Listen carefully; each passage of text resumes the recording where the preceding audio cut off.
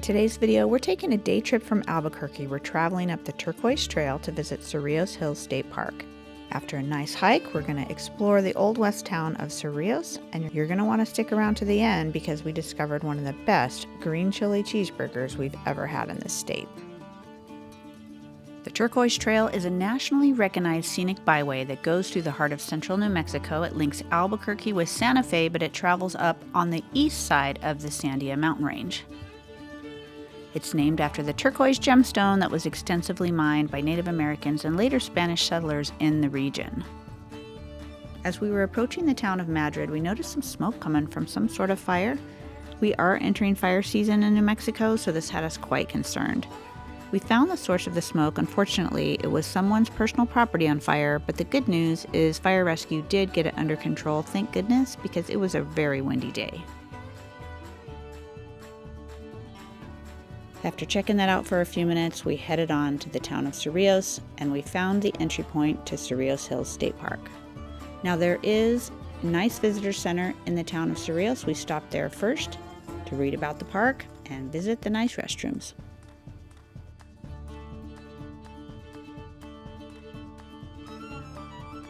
The Cerrillos Hills is an area with rich mineral resources. The state park preserves 1,100 acres of this land and contains over 5 miles of trails that takes you by several abandoned mines. It offers spectacular views of the Sandia, Ortiz, Jemez, and Sangre de Cristo mountain ranges. The minerals that were mined here are galena, manganese, zinc, copper, iron, and turquoise. You can learn about the geology and mining history here at the Visitor Center.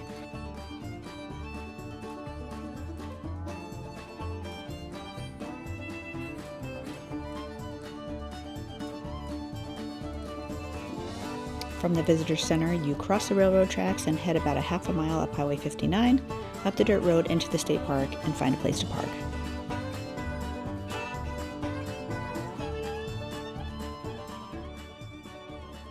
As you can see, we've picked a very windy day here in the spring to visit, so we're going to go for a walk along some of these trails. I'll show you what you can find here at this park. To visit the state park, it's $5 daily. They expect exact change, and there's a drop box at the parking lot. The park is open for hiking and horseback riding every day of the year. Dogs are allowed, and they must be kept on a leash.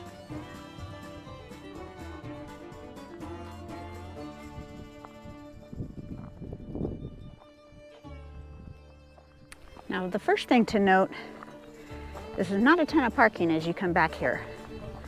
We followed the road all the way back, and the road actually ended. I was kind of expecting a larger parking lot at the end of the road. So we saw the sign for the Cortez Mine Trail, and we just found a little place to pull over and park.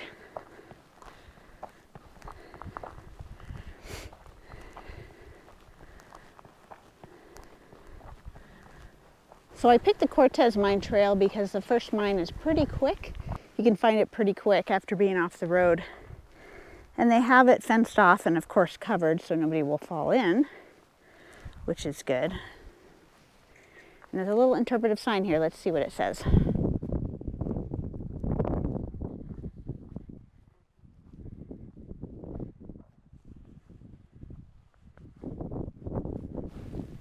This particular mine says it's at the end of a mile-long galena vein. I'm assuming I'm pronouncing that correctly. Now, they said the Spanish discovered it, and galena contains a mixture of silver, lead, and zinc. And then they use their lead for munitions, which is a primary export to Spain. Now, the Native Americans used the lead in their pottery. They found that mineral in a lot of the pottery shards in this area.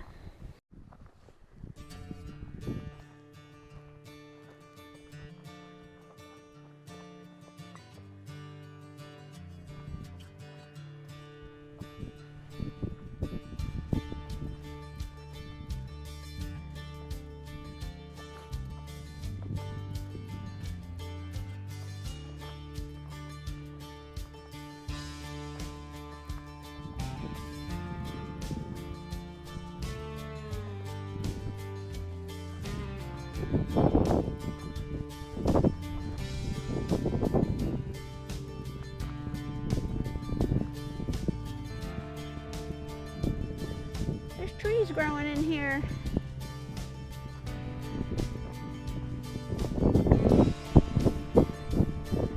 The Silver Bell Lode, recorded June 27th, 1879. Another galena mine.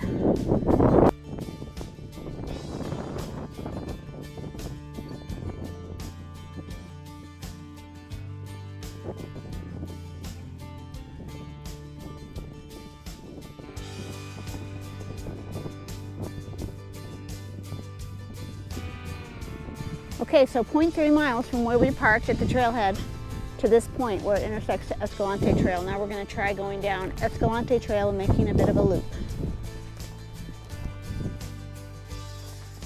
Hopefully we'll get some good views right up over this ridge here.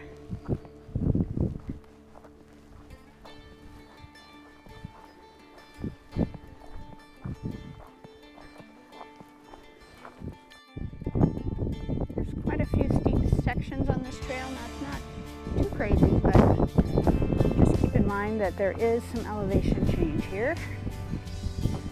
Plenty of cholla, although these look not very healthy.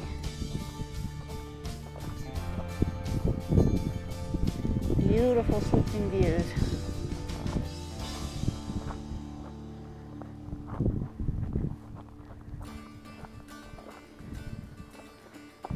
The turquoise and lead mineral deposits found in the Cerrillos Hills area were extremely important for trade and economic activity among the Native American societies living in the broader Rio Grande Valley. This was way before European contact. Likely that the existence of these valuable mineral resources attracted early Spanish settlers and influenced decisions about where to establish settlements in this area that's now New Mexico. Another intersection here. We're going to turn right to the Escalante Trail to Mirador.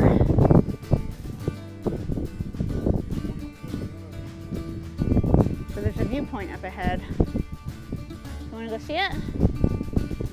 Okay. We're going to go around and catch the viewpoint on the other side of this bend. So at this point, the trail almost reaches private property. And that's the same private property, I believe, as the one at the end of the road. So we're going to turn left and continue. Now we're going to hit the Mirador Trail and the viewpoint. So we're basically taking a loop to the viewpoint.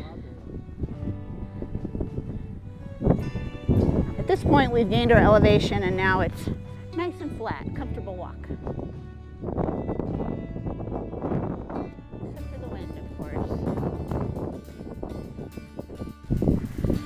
So here we've come across a nice bench for some sightseeing. I wonder if there's a nice wildflowers certain times of year, spring and fall. The views would be really pretty. Okay, the next intersection is here. We're going to go to the viewpoint. Up and away to see Santa Fe. Start to see really beautiful views, but we're going on top of that hill right there to catch the viewpoint. That's the top of the Mirador viewpoint.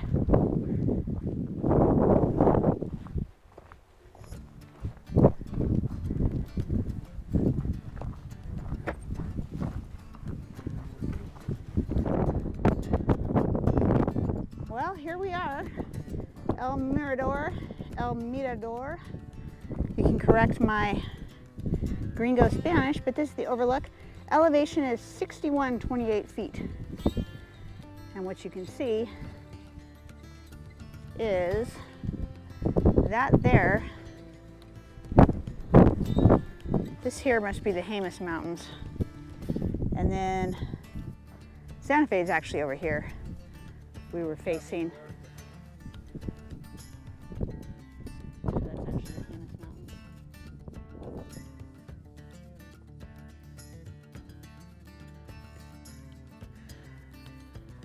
That's the Sandia Mountains right there.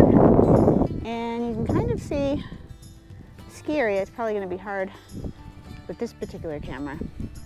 And then way in the distance is Mount Taylor, which you can see from the west of Albuquerque, right there. So beautiful vista here.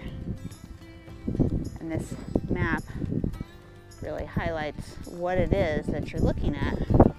So I just realized that my little wind muff off my microphone fell off, so it's probably been terrible audio. So I apologize for that. I'm gonna have to find one that has something a little more sticky. The wind's doing a number on us today, and you can expect if you visit here in the spring, anywhere in New Mexico, it's very windy in the spring, especially on the east side of the Sandia Mountains. Okay, we just finished the viewpoint, and now we're back on the main trail. We're gonna try to do the rest of the loop and find the other mines in this area. There's a little bridge up ahead. Each of the segments of this trail are very short, and they have good signs at each intersection, so that helps keep you on the path that you want to be. Looks like there's a mine up ahead by this bridge.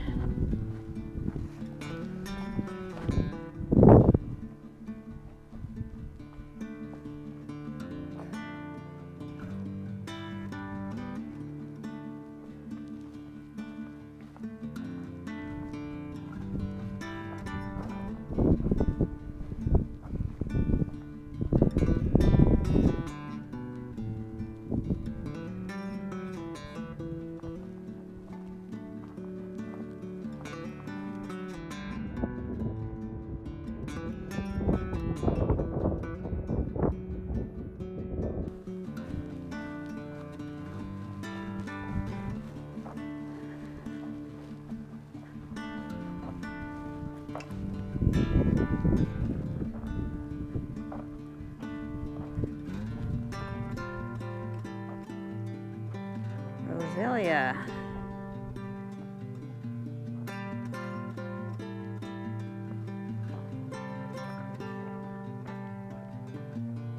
So one of the things I find interesting is very old school mines. There's no fancy equipment, there's just holes in the ground. So I don't really know the techniques that were used back in the day.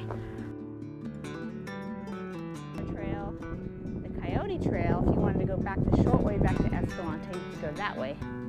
But we're gonna take the Coyote Trail and try to see a little bit more of the trails in this area.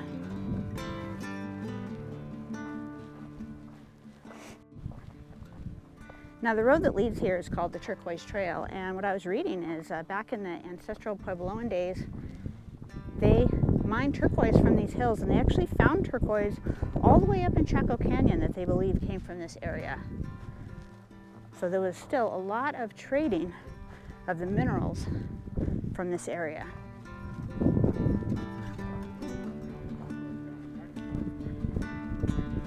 They also found turquoise down in Mexico that they believe was from this area as well.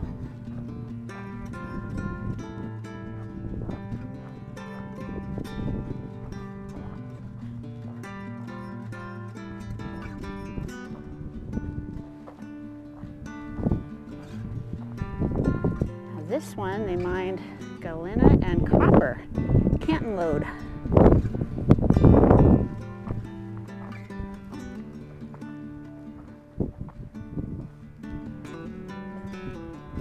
So 5 mines in this area are galena mines, and that sign just told us that that was the most valuable mineral to be mined in this area. And at least 5 of the mines in these hills are galena mines. There's one more right there.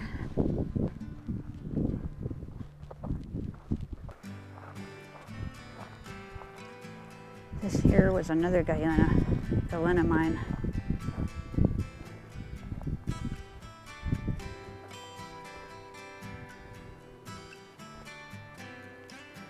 The earth looks really unstable. Now we're going to slowly work our way down and look for Elkins Canyon. So work our way down and then around through the bottom there. Quite so steep.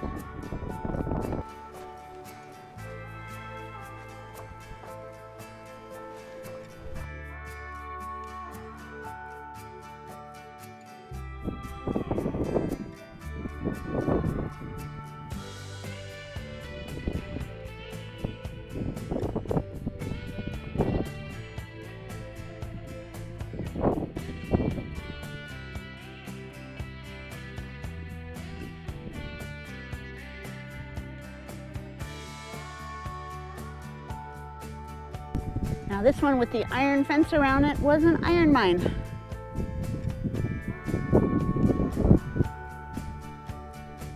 We're headed back, and then I'm going to walk you around the town of Cerrillos to see some of the old Western buildings that were featured in some old Western movies.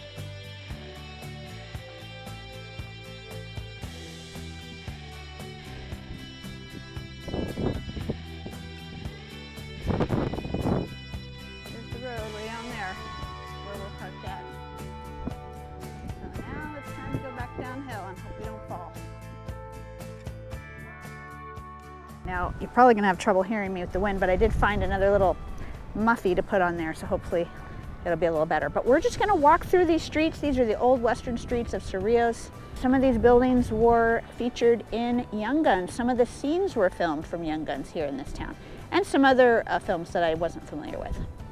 But here's what you can see in Cerrillos. Got a cute little Cerrillos station. Now, it does say that there's a farmer's market every Thursday. Everything seems pretty dead and closed, although it's a Monday. So possibly during the summers, maybe things would be more happening around here. I'm not really sure.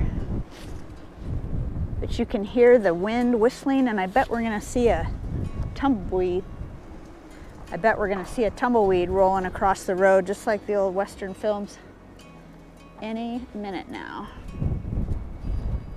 So this is First Street, and got an old Blackbird saloon here.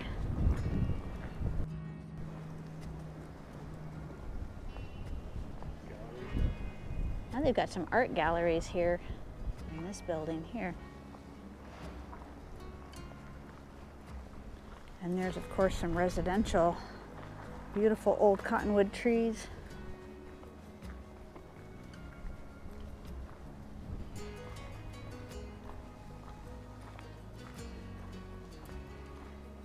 And a historic church.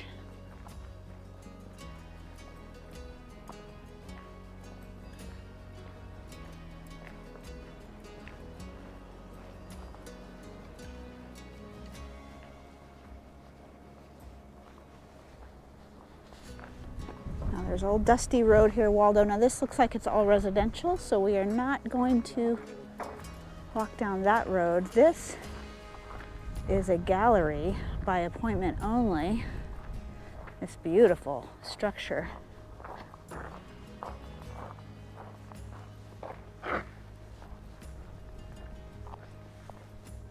And then here is Iglesia San Jose Church.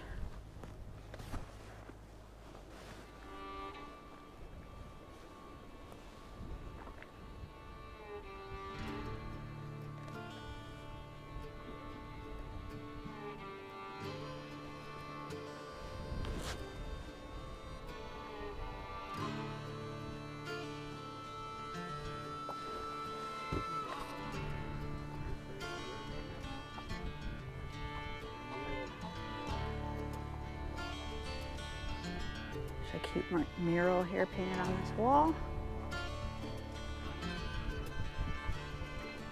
In the late 1800s, thousands of miners swarmed to the hills around Cerrillos, and the mining district was reborn. The town of Cerrillos was booming. Cerrillos had 27 saloons, 4 hotels, a school, and 2 churches. And by 1890, Cerrillos had a population of 2,500. Unfortunately, a fire swept through the town in 1890 and destroyed 13 buildings in the heart of town. And by 1900, it started to shut down. The glory days were over. But in the 1940s, the timeless face of Cerrillos attracted the attention of Hollywood. Now it's a laid-back town of a few hundred people. There's art galleries, an interesting museum, an operating church. This is the Cerrillos Mining Museum. I was so bummed it was closed. This looks like a really neat place, and they have a petting zoo, which looks super fun here. So when you come by, I hope they're open.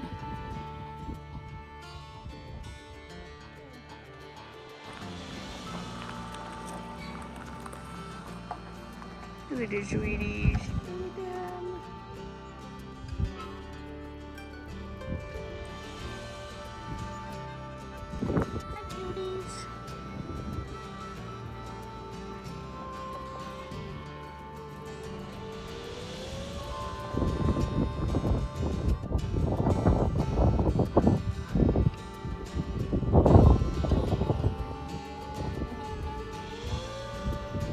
Hasta la vista, Cerrillos. Now we heading on back to Albuquerque. We stopped in Madrid for a bite to eat. Now it looks like Madrid, but the locals will tell you it's Madrid. After a long hike at Cerrillos State Park, and I recommend getting a bite to eat at the Mine Shaft Tavern in Madrid. This is a fun spot. On the weekends they have a lot of live music and a lot of fun. Great food. There's several restaurants in Madrid that are worth checking out, but we're gonna go. My husband wants a green chili cheeseburger from Mine Shaft Tavern. I remember they have a really good spicy green chili rellenos. I haven't been in a while.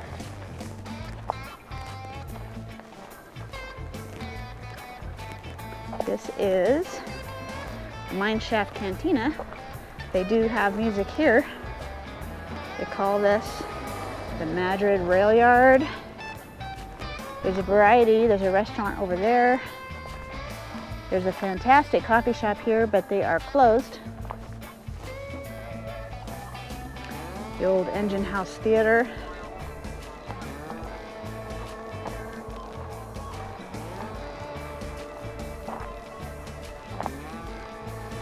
Now Madrid is a lot of fun, and I'm going to have a future video on this location, so be sure and subscribe and check that out.